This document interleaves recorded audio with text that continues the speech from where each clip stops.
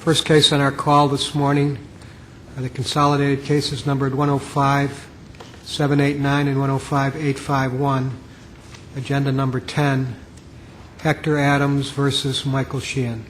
Counsel, you may proceed. Good morning, Your Honors. It's a distinct pleasure to be in front of you today. My name is Terrence Gallay. I'm an attorney for Michael Sheahan in his official capacity as Cook County Sheriff. By the order of the court, I will do our argument for 10 minutes. My co-counsel, Dan Gallagher, will handle our rebuttal.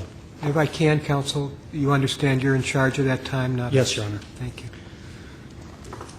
The issues in this appeal, if it pleases the court, is whether we're going to hold the Sheriff's Office and other municipal police agencies liable for any improper access and use of an officer's duty weapon by a third party for which there was no control. Moreover, the issue is whether we will allow this liability to occur as a result of the very existence of detailed and proper training programs on safe home gun storage against the police agencies. It is our position, respectfully, that to hold the sheriff liable in this case is to make Illinois taxpayers insurers for each and every improper use of a duty firearm that, for whatever reason, makes its way to an unauthorized user. In light of the past decisions of this court finding that alleged actions of gun dealers and distributors selling guns into poor areas of Chicago were not a proximate cause of the injuries and deaths complained of, it seems to us to not be logical to hold the sheriff liable under the facts of this case. Now, the plaintiffs in this case, the appellees, have tried to assert liability against the sheriff based on under the theory of respondeat superior. The main issue in that, and the issue in our appeal, is what about the use of the gun served the purposes of the sheriff? Mere possession of a tool of one's trade, should not be the hinge for liability under respondeat superior. There should be some use of that tool in the service of the master, serving the master's mission that supports the liability. Now here, the sheriff, because of the clear general foreseeability that improper storage of guns is a dangerous thing, trained on storage, the mandate of the sheriff's office were that guns should be completely inaccessible. Now, that obviously didn't happen here, and that's why we're here today. Now, one of the cases that's in the materials is the Gaffney case.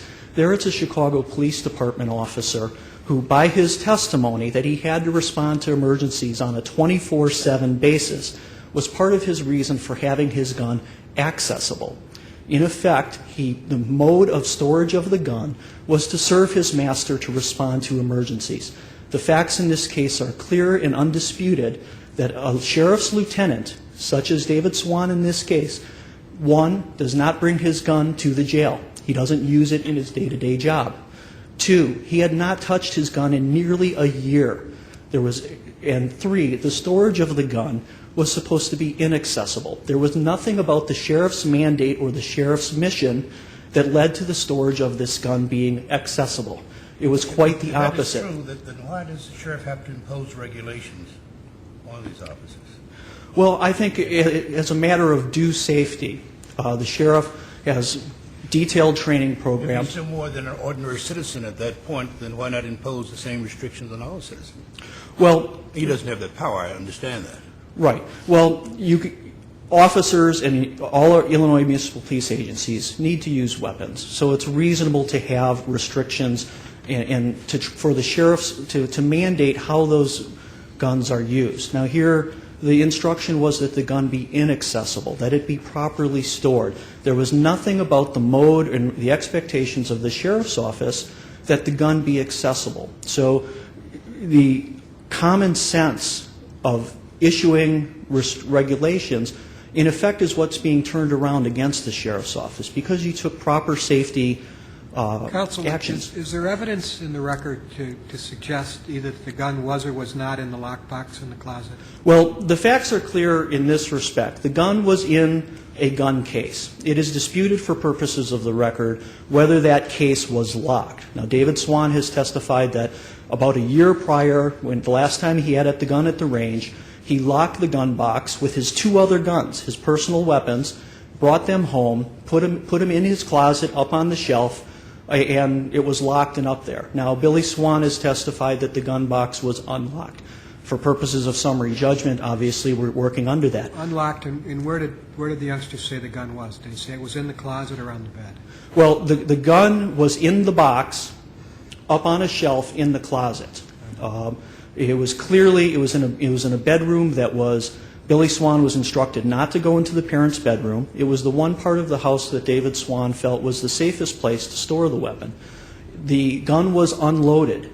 We don't know where Billy Swan got the bullets. They were in a black pouch somewhere. The record's unclear as to where they were, but the gun was unloaded. Now, the Beretta had a magazine clip in it, but it was unloaded. Now, it was with two other weapons that David Swan had.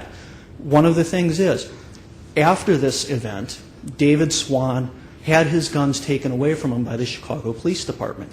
He does not have them to this day, yet he continues his work with the Sheriff's Office for quite some time after that because his job duties did not require him to use a weapon.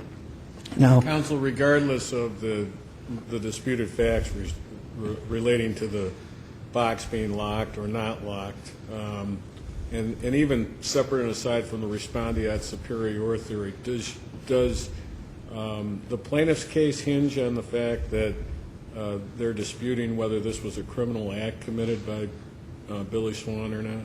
well, I don't think we need to really have to decide the issue of whether there was a criminal conviction. We can look at Billy Swan's testimony, and I think it's important that this court has said that under the Juvenile Justice Act, the proceedings and adjudications there are akin to a criminal proceeding. Billy Swan was found guilty by the juvenile court judge of involuntary manslaughter and discharge of a firearm. We believe it was a criminal act. We believe that if you look at his actions that were in the record, both from Billy Swan's testimony and as well as the adjudication that is of record in this matter, that it was a criminal act. But the actions were reckless. I mean, this kind of gets us into the proximate cause argument that we also raise in our brief, that at the end of the day, this gun is sitting in a closed box in a closet in an area where Billy Swan was not supposed to go. It was inert. The gun could not harm anybody until Billy Swan acted on that. Now, I think as a policy reason, this case should not turn on the age of Billy Swan. It should turn on what he knew. He knew this was a real gun. He knew this was live ammo. He knew he was loading it. He knew that he could hurt or kill somebody with this gun. And tragically, that's what happened. So we have interceding actions by Billy Swan that caused this death. Now, the storage... Am I correct that the trial court granted summary judgment on the ground that there was no duty to protect Josh from Billy Swan's criminal acts? In part, that was a basis of the trial court's holding, but it was also looking at the actions of Billy Swan as being the proximate cause of the action. In addition to that, you had the juvenile adjudication, certainly. So do I understand your argument that it doesn't need to be a criminal act for you to prevail, but you agree with the trial court that if it was a criminal act, there's no duty? Yes, exactly. Right. I think in both layers, we can look at Billy Swan's actions and the recklessness of those actions, the knowing actions that he took, as well as the fact that the juvenile court judge found that this was a violation of Illinois criminal statutes for involuntary manslaughter and reckless discharge of a firearm. One focus that we have to get back to is what was the intent of the employee under respondeat superior? David Swan had no intent that he was serving the mission of the sheriff if it is accepted for purposes of the record that the gun was accessible. We disputed that. We don't believe that the lockbox was unlocked. But with that there, David Swan was not doing anything in leaving that gun accessible that served the sheriff. All it did is lead to us being here today being sued. He knew and understood that his training was that that gun should be inaccessible. The very fact of what David Swan did itself is a criminal act. In order to hold the sheriff liable, at the end of the day, plaintiffs keep coming back that the sheriff trained on these things. We think it's punitive and improper for the sheriff to be faulted for those actions. and it would be a bad signal from this court to Illinois municipal police agencies throughout the state. If training is something that is going to connote a general foreseeability and then liability for all the specific things that happen underneath of that, it questions whether there should be training. The fact of the matter is, officers need guns. Employees, carpenters need tools. The possession of a tool itself is not enough for responding to that superior. You're really arguing that the appellate court's opinion is overburdensome on the sheriff's office. Absolutely. Well, how much of a burden would it create if the sheriff just ordered the deputies not to take weapons home, since they're not 24/7? Well, and if they have weapons, it's on just like any other citizens can go out and buy a weapon, personal weapon, and keep it at home. well, the burden. Is it easy just to do that with a regulation? The burden would be multifold. One, all the municipal police agencies would have to incur the expense of having safe storage facilities wherever their offices are, whether it be a police agency, at the jail, and so forth. What I'm saying is that he had the option of having no burden on his office by simply ordering the officers not to take their service weapons home. Well, then the guns have to go somewhere. So at the first level, you would have to have a place. You'd have to have a place at their place of employment where to put those guns. Secondary, to the extent that other municipal police agencies, officers may be very remote from their office, would they have to go all the way to the police station and then back to get their gun, to go back out to where the travel issues would be very burdensome. I see I'm over my time. With that, I thank the court.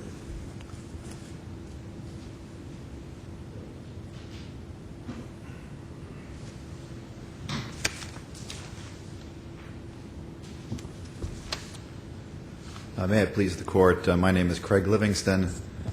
I'm pleased this morning to represent Beretta USA in connection with this appeal. In October 2005, some 2 months after the trial court granted summary judgment in this case, Congress passed the Protection of Lawful Commerce in Arms Act, which has as its purpose to protect firearm manufacturers and distributors from lawsuits which seek money damages for harm caused by the misuse of firearms which function as designed and intended. This case is precisely the kind of case Congress sought to prevent. The PLCAA, as I'll refer to it, protects manufacturers and distributors like Beretta by prohibiting the bringing of qualified civil liability actions and by requiring the immediate dismissal of those actions in any court in which they are currently pending. Could you give me an example of any kind of lawsuit that this enactment would not protect the gun manufacturer from? It would not protect the manufacturer from a lawsuit in which there had been an accident, a pistol or a firearm is dropped and shoots somebody, where it is purely an accident, does not include volitional conduct that constitutes a criminal offense of some sort. So a purely accidental lawsuit or a purely accidental action would certainly survive a challenge under the PLCAA. But Congress made it very clear that a qualified civil liability action is an action. Are weapons supposed to discharge if they're dropped? They're not supposed to discharge if they're dropped. So that's manufacturer. It would be potentially a manufacturing defect. So that's not negligence. Not negligence on the part of the holder of the gun who dropped it. There may be situations in which negligence does result in a discharge, but the exceptions under the product liability exception of the Act refer specifically to allegations in which there's a design defect in design or a defect in manufacture. So the example that I gave could potentially involve a defect in the manufacture of a firearm that discharged when it shouldn't have, when it was dropped, and when some other handling of the firearm occurred.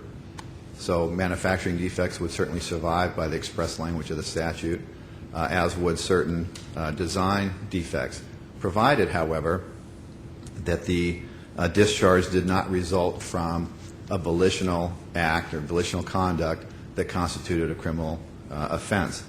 and that is the product liability exception. In this case, though, a qualified civil liability action includes criminal or unlawful misuse of a qualified product, and there is no dispute at all that this is a qualified product, that Beretta is a distributor and manufacturer of firearms and therefore comes under the protection of the PLCAA. And there's no dispute that the action was of a third party, Billy Swan. The undisputed facts surrounding Billy's actions can lead to no other conclusion but that his actions were at least unlawful under the Act, even if we set aside for the moment whether or not they were criminal. There were several violations of ordinances or possession statutes that were cited in our papers, one of which includes unlawful discharge of a firearm within the city limits of Chicago, a federal possession, minor in possession charge, as well as a Illinois possession charge in connection with Billy Swan not having a firearm owner's identification card. All three of these things are conduct which the undisputed facts in the record clearly demonstrate Billy Swan violated, without even getting to whether or not there was a criminal conviction, whether or not we even get to involuntary manslaughter or reckless discharge of a firearm. There are these unlawful acts which are the result of his volitional conduct that make the product liability exception inapplicable. Now, unlawful misuse is defined as conduct that violates a statute, ordinance, or regulation. And again, that can include things like discharge within a city limits, possession charges, or handling. Because the Counsel, unlawful or not, how do you address plaintiff's argument that Billy Swan was 13 at the time of these unlawful acts and horseplay is foreseeable? Well, he was 13 years old at the time, correct. But if you look at the undisputed facts in the record, his conduct was such that he knew exactly what he was doing. He knew that he was handling a real firearm. He knew that he was handling real ammunition. He knew that he was loading and unloading that real ammunition in a real firearm. He knew that that firearm had the ability to kill or injure someone. He knew he was not supposed to be doing what he was doing. All of these things taken in their totality demonstrate that Billy... Would you include one more fact in your analysis, and that's, I think, a fact in this case, that the youngster did not believe that the gun would fire at the time the killing took place. He did not, but he believed that he had unloaded the firearm. That's correct. However, he knew he had enough information, just in the way he was handling that firearm, to have prevented this accident in any number of ways. And if we just, I see I'm running out of time, but if we briefly move to the warnings issues, he, of course, did not see the instruction manual, had not read that instruction manual, but he certainly knew that he was handling a real firearm and could have avoided this accident any number of ways. And there are a number of ways in the instruction manual in which this accident could have been avoided. There are a number of general safe handling instructions that are right on the front page of the manual. There were a number of instructions that explained to anyone who bothered to read it how to completely unload the firearm. The warnings issues that the appellate court allowed to go forward relate to whether or not the warnings were sufficient to warn a user or someone who read the manual whether or not the pistol would fire if the magazine were removed. But I think that actually doesn't correctly frame the question. The question is whether or not the manual would have provided Billy with enough information to know that he had completely unloaded the firearm. And on that point, the appellate court was very clear and found that there were explicit, repeated instructions, to use the Court of Appeals words, as to how to completely unload the firearm. There were a number of places in the manual in which the user was instructed to remove the magazine, first put the pistol on safe, remove the magazine, and then clear the firearm. If you follow any of those steps, I'm sorry. Was Billy a foreseeable user? I don't believe he was. He's a minor a 13-year-old. This is clearly, as the Court of Appeal held, clearly an adult product intended only for adults. He could not legally purchase it. He could not legally possess it. And I don't believe that he was a foreseeable user of this product. And if not foreseeable, and he had all the necessary, he knew certain things, and why was the warning even necessary for him? Well, I don't believe that a warning was necessary for that, Your Honor. I don't believe that there was a duty on the part of the adequacy of the warning that's in the manual. Well, we certainly did provide adequate instructions. However, I don't believe that there was a duty on Beretta to advise of open and obvious dangers of pointing a firearm at another human being and pulling the trigger. Beretta nonetheless did provide a number of warnings as to safe handling, how to thoroughly unload the firearm, etc. But under the law in Illinois, I don't believe that there is a duty on the part of Beretta to warn of the open and obvious dangers of the conduct that Billy engaged in. And I see I'm done with my time. Thank you very much.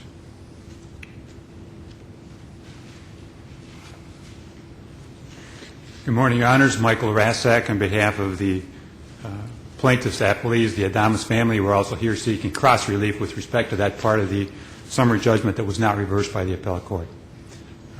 Can we talk just about that for just a second, Mr. Yes, Rassak, just to make sure that we're on the same page here? The appellate court reversed the summary judgment as it pertained to Sheahan, right? That's correct. And the appellate court reversed as it pertained to the failure to warn claim for Beretta? That's correct. It allows us to proceed on the product liability claim against Beretta for failure to put two different warnings on the gun. All right. And as far as the act goes, the Protection of Lawful Commerce Act, was that addressed even in the trial court? No, it was not, because that statute did not come into play until after the case was actually on appeal. But at any rate, the appellate court found a question of fact, so that is still a viable claim for the plaintiff, right? Yes, it is. So your cross relief then only pertains to the appellate court affirmed the trial court as to the gun not being unreasonably dangerous under the consumer expectation test, right? Correct, or the risk utility test. The appellate court said it was not unreasonably dangerous, either under consumer expectation or risk utility test. All right, I didn't want to take too much of your time, but as we're there, I'm going to start right at that point. The appellate court found that it was not unreasonably dangerous, primarily because they thought that this was a military or police weapon, and that therefore the standard to look at to determine whether or not the way it was designed, that is, without having a magazine disconnect that prevents it from shooting if you take the magazine out, was something that wasn't needed. The appellate court seemed to think that this was a weapon just made for the military, made for the police, made according to some sort of special specifications, whereas in fact the Beretta people admitted this is a commercially available weapon. David Swan, the person involved, bought this at a gun store. This is not something that the sheriff ordered in terms of specifications. So the premise for the appellate court's finding that the gun was simply not unreasonably dangerous does not exist. If I can then go back to the sheriff's argument for a moment, the sheriff's first argument to this court was that respondeat superior did not apply, and I would like to point out to the court that the trial court found there was a question of fact as to respondeat superior, that is, whether or not the sheriff could even be liable under respondeat superior. Therefore, that issue was not even briefed in the appellate court. The appellate court devoted a part of its opinion to whether or not respondeat superior existed, but it wasn't an issue. And if the court looks at the sheriff's points relied upon for appeal to this court, respondeat superior is not there. Respondeat superior should not be an issue that this court addresses. There was a question of whether or not the bullets were with the gun. At page, I believe it's page 5788 of the record, David Swan said he stored the bullets in the clip with the gun. The gun, of course, was in an unlocked box in a closet in the bedroom. Now, the sheriff's and in part Beretta's position, I think, comes down to pretty much this question of foreseeability and the foreseeability as it relates to this being what they call a criminal act. The foreseeability issues, I think, are governed in part by the various cases we've cited which say, where the courts have all said, it's very foreseeable that if you have a gun, the Pennsylvania court in Coons, I think, it's almost a magnetic attraction. You know that if children see guns, they're going to use guns. Right or wrong, no matter what rules you have, you're going to do it. It's foreseeable that you'll have this result. We know that this is going to occur because the whole reason for the sheriff's rules creating proper storage for these weapons is because you know that this kind of thing can happen. It happens 300 times a year according to the statistics, and those are deaths alone of children used by accidental shootings with guns. Whether or not this is a criminal act is important both for use of the federal immunity statute, the federal bar statute, and for the sheriff's argument that it's not foreseeable. And the plaintiff's position here is that Billy was found, or rather adjudicated a delinquent under the Juvenile Court Act. There was not a criminal, there cannot be a criminal act involved. He was not convicted of a criminal act because you cannot convict somebody of a criminal act if you're a juvenile and you're proceeding under the Juvenile Court Act. This court in Taylor, it's only 2 years ago, noted that we've changed the Juvenile Court Act and we've surely made juvenile conduct in the courts more like criminal conduct, but the bottom line is that this court said it's still not a conviction. It's not a criminal act. And if it's not a criminal act, then their foreseeability argument fails. Even if the proceedings are not criminal in nature, does that negate the criminal nature of the child's underlying conduct? That's our position, because then this court would in effect be saying he did in fact commit a criminal act, whereas ironically he's not been convicted. He was adjudicated the delinquent. You have a court on the one hand saying we cannot find you criminal, and this court would be saying yes, but we can't call you criminal for purposes of this. And if I can point to the court's attention, the statute that he was found adjudicated delinquent on doesn't even require unlawful conduct. The involuntary manslaughter statute means that you can be found guilty, if you will, for lawful conduct that is reckless. That's right. Those are the words of the statute. It actually surprised me when I read it. There's no mens rea. There's no criminal intent around. If you're reckless, you can be adjudicated delinquent or found guilty if you're an adult. So you have a situation here where you have this young man who believes, and I think this is so crucial, and it seems clear to me, it's not clear to the opposing counsel, he thought he had made this weapon impossible to fire. He did not just think it was unloaded, which is a premise for some of the other adult cases where people fire guns not knowing they're loaded. He did what he thought, and apparently what a good part of the population thinks, and what the gun's Marine marksman owner thought would happen when you pull the magazine out. When you take the magazine out, Billy and his father and about 30% of the population think you can no longer fire the weapon. And that's because they think that the bullet that's fired is the one at the top of the clip, that somehow the clip is up and that is the bullet that's fired, and then the next bullet is fired. They don't realize that the bullet goes from the clip into the chamber and then from the chamber gets ejected.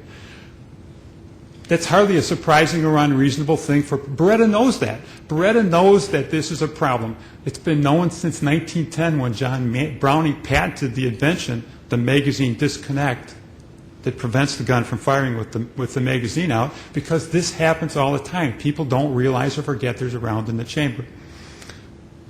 Mr. Rastak, you seem to argue or use the words criminal conviction, while the defendants, I think, are concentrating on the language of the Act, which says if the discharge is caused by a volitional act that constituted a criminal offense.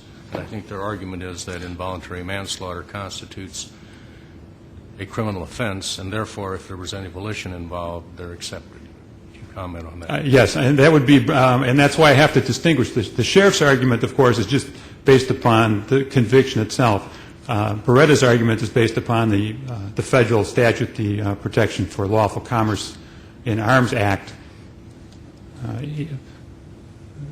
The federal statute, which bars actions against gun manufacturers, was intended, and I can start with this if I might, it was intended in its preamble, and you can also tell it was intended because of the words of the people who spoke about it in the legislature when it was acted, was intended to bar specifically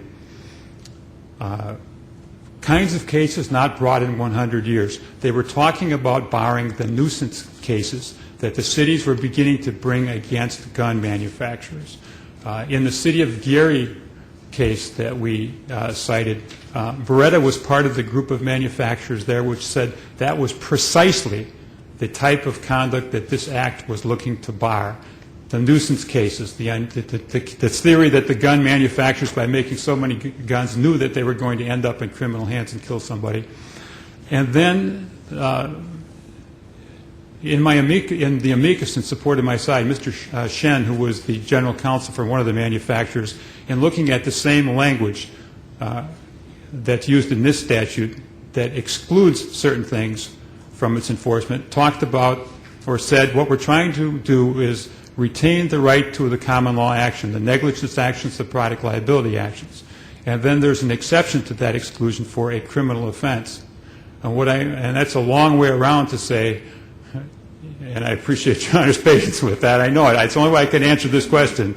What I'm suggesting to the Court is that if we look at what the scope of the statute was intended to really block, and we look at what seems to be, what's a stated intent to not bar common law actions, when they use the word criminal at that point, a criminal offense, I would suggest to the Court that it's well within this Court's discretion to interpret that phrase to talk about what would normally be considered a criminal act, a mens rea, something where I intend to do it, not an offense that falls underneath our involuntary manslaughter statute, where he was adjudicated a delinquent and where he did not have to commit an unlawful act.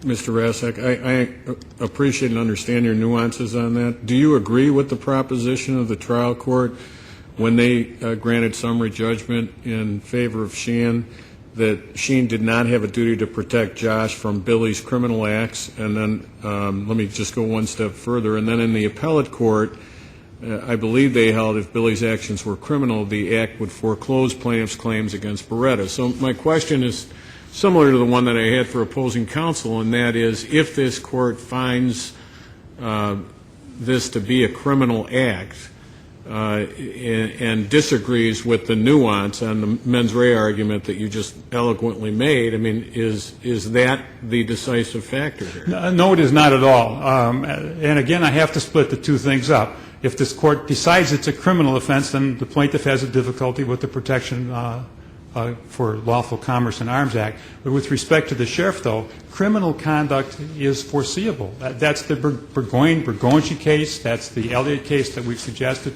And if this conduct is going to be deemed criminal, I suggest that this is specifically the kind of conduct that's foreseeable to the sheriff. We know it was foreseeable to the sheriff because that's why the sheriff put his rules into place to try and prevent this from happening. And if you have criminal conduct that's foreseeable, at least up until this point, then the question is whether or not you can still owe a duty. And I believe the cases that say if you can foresee the criminal conduct, and the criminal conduct is intertwined, is the word I would use, with the whole event, it's foreseeable, and if it's foreseeable, then you have legal causal relationship, you have proximate cause. This is not a situation where somebody stole a gun from someone's house and then used it in a holdup someplace. That case is so different because there they took possession of the weapon and they intended to use the weapon in the criminal act. This is just not that case. He did not take possession of this weapon.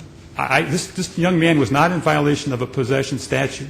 And I say that because possession requires that you want to keep. He didn't take this weapon to own it. It was just there. If the defense is right in that he committed a criminal offense with possession, that means as soon as if I don't have a firearms owner's identification card and I go in the hallway and one of the police for some reason shows me his weapon, as soon as I touch it, I've committed a violation under there. And that's not what it's about. Possession should mean an intent to keep. He meant to use it, and he did not mean to use it as a firearm, which may be another reason for not enforcing the federal statute.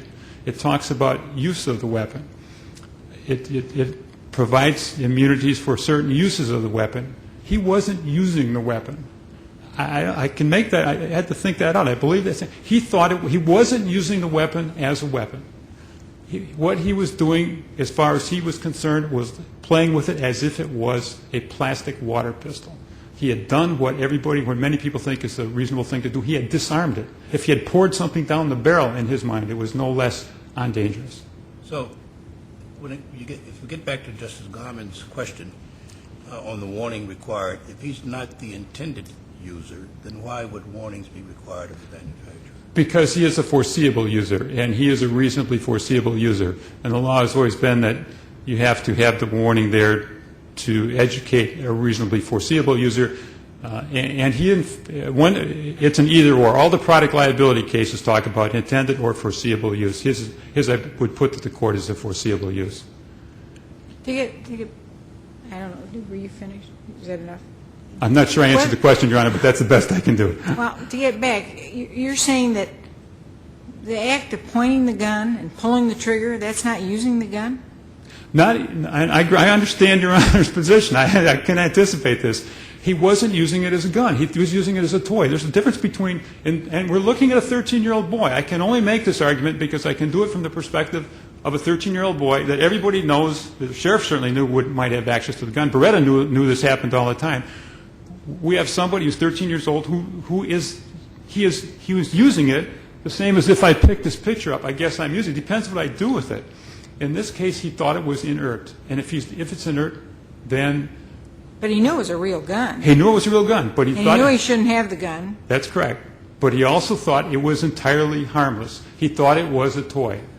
He was just as surprised if he'd picked up his friend's toy weapon and it had discharged the bullet. I'm asking the court to look at it from that perspective, and that's true with respect to the federal act as well. I think this court can reasonably find that he wasn't using it as the federal act. I believe had in mind people who take guns and use them for criminal purposes. They go shoot somebody. They go hold somebody up. They weren't looking at a situation where let's assume he took the weapon, and if anybody's been in the military, it happens. You need to pound something in, and he's using the weapon to pound it into the ground. Is that a use that's covered by the federal statute?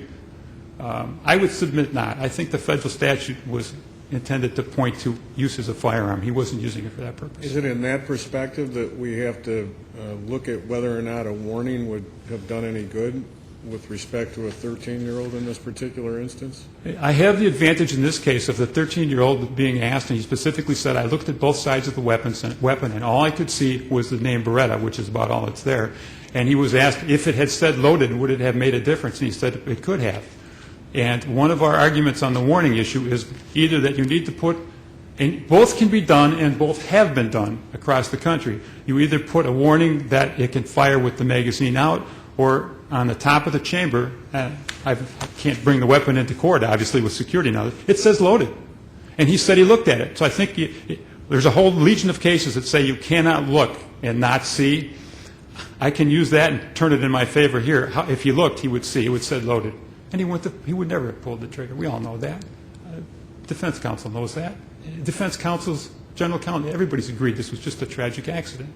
But the question is whether or not somebody's conduct contributed to cause that accident. And that conduct is the conduct of the deputy in not securing this weapon and the conduct of the manufacturer in not doing something that it has done. I'm talking Beretta, keeping in mind that Beretta settled another lawsuit back east. We've got that evidence in the record, where they agreed that they would put a magazine disconnect or a warning on every weapon like this for the very reason that we've talked to this court about. Those are so in terms of the warning, in terms of the product defect argument, we have a weapon that's defective, arguably. Can we consider that settlement for any purpose in this case? Notice to I'm asking that it be considered for purposes of notice to Beretta that actually it's admission by Beretta that you can in fact that you can in fact do both of these things. You can put a magazine disconnect on. You can in fact put the warning on. And it also I'm trying to think how to phrase this. It also really is an admission by Beretta. Beretta's argument is that we don't have to do these things because these are military weapons and police weapons. This kind of weapon, and there they did it. Actually, they say that it would be detrimental to the police function Yes, they do. to put the release on.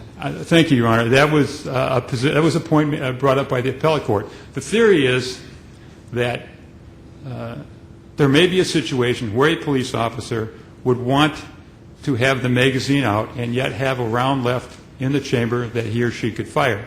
The problem with that is twofold. One, this weapon is a commercial weapon, not a police weapon. It's their own people admitted that. Two, there is no evidence whatsoever that has ever been a factor, that the absence of a disconnect has ever been a threat to any officer. If Your Honors recall, General Counsel for Beretta asked Beretta's expert, do you have any evidence? We'd like to back this up. Our argument is that this is a good thing. We'd like to back this up, that magazine disconnects are bad things, and not having a magazine disconnect is a good thing. And their expert said, I can't find anything.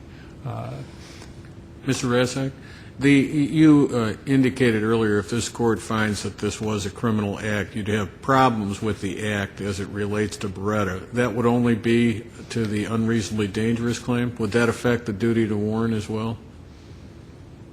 I don't believe so. I would have a hard time putting that in words. I don't believe so. And the reason I hedged on it is because the statute uses the word criminal offense, and if the statute uses the word criminal offense, then the court's got to address that fact. And if this was a criminal act, I think the next step is this the kind of act that Congress meant to consider when it put those words in this very special statute? Right. And what I'm asking is, if we disagree again with that nuance, does that affect only the unreasonably dangerous claim, or does it affect the duty to warn? Does the duty to warn covered under the act? Beretta's argument is that duty to warn is a separate creature, not covered by, I'm sorry. Beretta's argument is that the duty to warn is covered by the act. Because of the way the act is written, the act provides a bar and then provides exclusions. I always have to rethink that. There's an exclusion. The act does not apply when you have a defective weapon by design or by manufacture. And our position is that the exclusion contains within it the duty or the failure to put a warning on the weapon. So a design defect, a manufacturing defect, and a warning defect are all part of the same common law remedy that the act meant to let survive. And once they let that survive, then the question is whether or not there was a criminal offense here. And one of those, if I could call the court's attention to the fact, early in this federal statute, they talk about preventing or about barring actions for criminal offenses or unlawful misuses. When they come to the exclusion, they leave out the word unlawful misuse. So the exclusion for which we are trying to take advantage has left out the words unlawful misuse. And those words are defined at the end of the federal statute. I think it's 7903(9). And unlawful misuse has got a curious definition. It's a use in violation of a statute regulating the gun. As I read it, unlawful misuse refers to me using a gun where the law says I cannot use a gun. It would specifically address the Firearm Owners Identification Act. So there's an exclusion for product liability and negligence cases. There's an exception to that exclusion that lets the act kick back in. But that exception specifically drops out unlawful use. And unlawful use is defined to mean the very things that Beretta talked to this court about. Possession of a weapon in violation of the law. It's a very curiously drafted statute. That is the best I can do with the words of that language. Mr. Rathsack, getting back to Justice Thomas's question, if I understand what Beretta is saying is that the PLCAA prohibits civil liability and qualifies civil liability actions, and that includes failure to warn claims. There are 6 exceptions to that. Correct. And then within some of the exceptions, there are exclusions or exceptions. But none of those exceptions apply unless the failure to warn is a type of product defect. Is that your argument? Yes. I think that I would have to answer it that way. That has to be an honest answer. That's our position. It's all together. The design defect, manufacturing defect, and warning defect are all part of the same beast. This court has said in Woodall that warning is really very much akin to negligence, and the Olson case in Iowa that we cited said warning and design defect are really the same things. In fact, I think this court in Blue equated design and warning as being part of the same. This court in Blue looked to either a manufacturing defect where the product itself has got something wrong with it, or a design or warning defect, which in Blue this court said constituted the second category. Unless the court has further questions, we ask that the court affirm those parts of the appellate court opinion that allowed this action to proceed, and that the court reverse that part of the decision below, which affirmed the summary judgment with respect to the basic product liability action itself, that is the design defect issue. Thank you. Good morning, Justices. My name is Daniel Gallagher. I'm also appearing on behalf of the Sheriff. I want to thank you for your time and for your consideration of this case. The plaintiff is asking this court to impose liability on the Sheriff for acts of a third party over which the Sheriff had no control. It is asking further that it impose liability. The only way it could impose liability would be through finding a duty, and that duty would have to come through the respondeat superior. So that's why respondeat superior enters into this. With respect to the issue of whether the plaintiff or Billy Swan was convicted of a crime, it doesn't make any difference whether he was convicted. The criminality of his act is in fact, complete. Just because he wasn't convicted doesn't remove or erase the criminality of Billy's act. Under the Involuntary Manslaughter Act statute, a person who unintentionally kills an individual without lawful justification commits involuntary manslaughter if his acts, whether lawful or unlawful, are such that are likely to cause the death and are done recklessly. There's no question that in this particular case what Billy Swan did was totally reckless and irresponsible. Did the Sheriff assume the duty to protect others in this situation by passing all the restrictions? No, I don't think so. I think that what he did at that point was he attempted to eliminate any foreseeability that there might be that a weapon could hurt somebody. He didn't assume any duty. How do you eliminate foreseeability? Well, reduce it or eliminate it by training it out. So it wouldn't be foreseeable to the Sheriff after he did all these steps. And this was a rigorous training program. There's no question about this program, and it was done year after year. Every year, if someone had a weapon, they had to go to the range, they had to go through the safety program, they had to go through all the programs in order to certify. But the point is, even if this man had quit his job or had been fired, this still could have happened. There's nothing, by imposing liability upon the Sheriff under these circumstances, that's not going to make anybody safer. Because the Sheriff did everything he possibly could to avoid this. The Sheriff himself did nothing that was negligent or improper, and to impose any liability on the Sheriff under these circumstances I think is unfair. With respect to Billy Swan himself, counsel said that he argued that Billy acted just as if he had a toy weapon. But Billy was 13 years old, and the fact is Billy said he knew that he wasn't supposed to be in his parents' bedroom. Billy knew that he wasn't supposed to go near this gun. Billy knew that guns could kill. Billy knew this was a real gun. Billy knew that he loaded the gun, and Billy thought he unloaded the gun. So that he knew this was a real weapon, and every 13-year-old knows that even if you have a toy weapon, if it discharges something, you never point it at anybody and pull the trigger.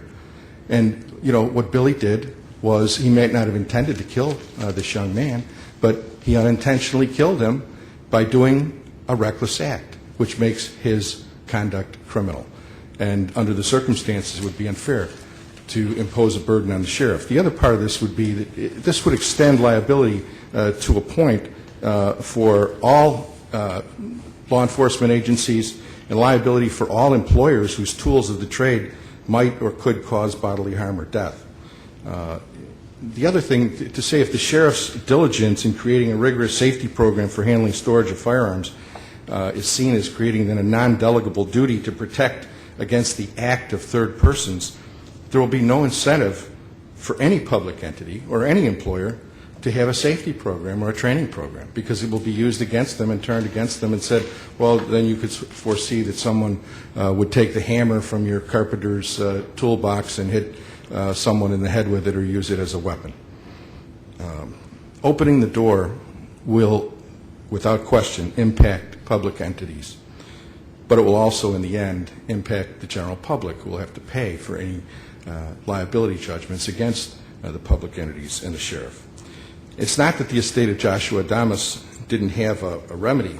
They had a remedy. They had a remedy against David Swan, the homeowner, and the owner of the weapon. But liability shouldn't be extended to the sheriff. Again, extending liability to the sheriff does not make anyone safer or serve to prevent a tragedy like this from happening again. That is because there was really nothing more than the sheriff could have done in a reasonable sense. In this case, he warned, he trained, and he disciplined. He sought discipline against Mr. Swan for not storing the weapon appropriately. It would be inappropriate and unfair to impose liability on the sheriff, and since his actions were neither the cause in fact, sheriff's actions were not the cause in fact, nor should they be the legal cause of, considered to be the legal cause of the death of Joshua Adamus. Thank you very much. Thank you, Mr. Gallagher. Kate?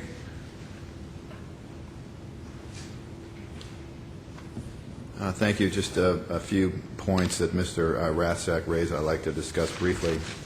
And I'll start with the product liability exception and whether or not failure to warn claims are included. The product liability exception is significant for what it says and for what it doesn't say. It does say that defects in design and manufacture provide potential exceptions under the product liability exception. In other words, the exception to the exception. But conspicuous by its absence is any reference to failure to warn claims. Failure to warn claims are universally considered a separate and distinct theory of strict liability. Here in Illinois and elsewhere, it's very clear there are design defects, several theories to prove that, manufacturing defects, and failure to warn. The plain language of the PLCAA does not include failure to warn claims. However, even if it did, the fact that there is clear volitional conduct on the part of Billy Swan that constituted a criminal offense, not a criminal conviction. The statute says only that the volitional act must constitute a criminal offense. And because that occurred in this case, it is then considered to be the sole proximate cause of the injury. Here, it's undisputed. Billy's volitional conduct by virtue of his own testimony that we cited in our briefs, by virtue of the plaintiff's expert who conceded in his deposition that Billy's conduct was volitional, as well as case law here in Illinois, including Taylor versus Jerry's Ridgewood, and a recent case that we cited from Pennsylvania, the Watkins case, which is on all fours with this case, in which volitional conduct is found by virtue of the user going through all the necessary physical steps to operate the gun, even if it was unintended that it discharged. The PLCAA is not limited to municipal liability suits, and all you need to do is go to the findings to see several findings in which there is no reference at all to municipal cases, but in fact reference to lawsuits. Lawsuits being commenced against manufacturers, that's section 7901A3. 7901A5 also discusses lawsuits against manufacturers for criminal and unlawful misuse. There's no reference at all to municipal liability litigation. While there are several findings that do make reference to those kinds of cases, the plain language of a number of findings and several of the purposes have no such limitation. With respect to the statistics that Mr. Rathsack cited, the one study that's in the record that relates to this issue is flawed, largely because the 1,200 respondents that Mr. Terrett made reference to, but in his own words, was a representative sample of the United States population. It was not focused on purchasers of semi-automatic pistols. And when we focus on the universe of consumers, we must focus, as the Court of Appeal found, on that universe. In addition, that study that found 34.8% of respondents either didn't know removing the magazine would still allow the pistol to fire or said no. Mr. Terrett admitted that only 28% of those respondents were in gun-owning households. So again, the study is flawed in that it did not focus on the correct population to sample. What is your position with regard to the settlement case? Well, And the impact settlement, it has, if any? the only evidence that's in the record is a line or two in the testimony of Mr. Ray, the general counsel of Beretta, in which he testified that they added a warning because it was a request of the plaintiff as part of a settlement. There is no testimony in the record that's cited as to any other reason for that. In fact, Mr. Ray testified that the same information is conveyed in the instruction manual in a number of different places. That's the sum total of the information they hope to use to create a triable issue, and it simply is not there. I see my time is up. Thank you very much for your consideration. Thank you. Consolidated cases 105-789 and 105-851 will be taken under advisement as agenda number 10.